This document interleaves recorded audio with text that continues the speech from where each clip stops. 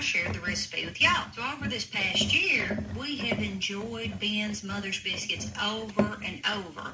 But I have tweaked my method of making them just a bit. The recipe's the same, the method's a little different. So in honor of Ben's mother, let's make some biscuits. Preheat your oven to 425 degrees. To a bowl, we're going to add 2 cups of sifted self-rising flour. Now place that bowl in the freezer. Remember that the colder that you keep your ingredients, the better. Now to my cast iron skillet, I'm going to add about a tablespoon of bacon drippings. Now pop that in the oven while it's preheating. Next we're going to grate up 1 stick of frozen butter. Get the bowl of flour out of the freezer. Add the butter to the flour. Now I'm going to fork this butter into the flour. This is also known as cutting it in. So once everything's good and combined, I'm going to start adding in my milk. Now just add it in a little bit at a time. Make sure that milk is good and cold. Don't get it out and set it on the counter while you're working. Get it out of the refrigerator right before you're going to use it. Now normally I would use my hands for this, but in an attempt to keep everything cold, I started using a fork for this. So just take your fork and lightly turn your flour over into your milk. Now the original recipe calls for 1.25 cups of milk or buttermilk, but I just eyeball it and add a little bit until the dough starts to form. This is what it should look like when it's ready. All right, now we're going to flour a clean surface, flip your dough out. Now we're going to form the dough,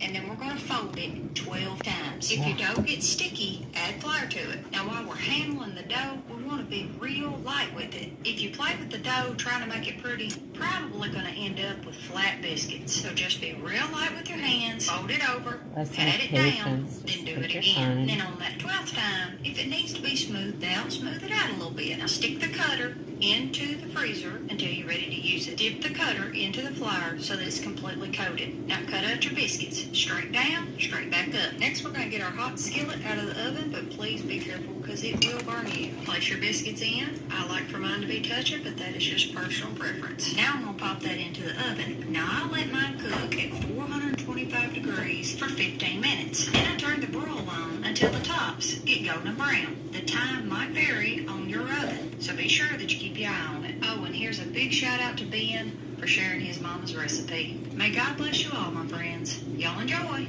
I guess it was probably about a year ago that our friend Ben showed up in my comment section claiming his mama was known far and wide for her homemade butter biscuits. He so graciously shared her recipe with me, and in turn, I shared the recipe with y'all. So over this past year, we have enjoyed Ben's Mother's Biscuits over and over, but I have tweaked my method of making them just a bit. The recipe's the same, the method's a little different. So in honor of Ben's mother, let's make some biscuits. Preheat your oven to 425 degrees. To a bowl, we're going to add 2 cups of sifted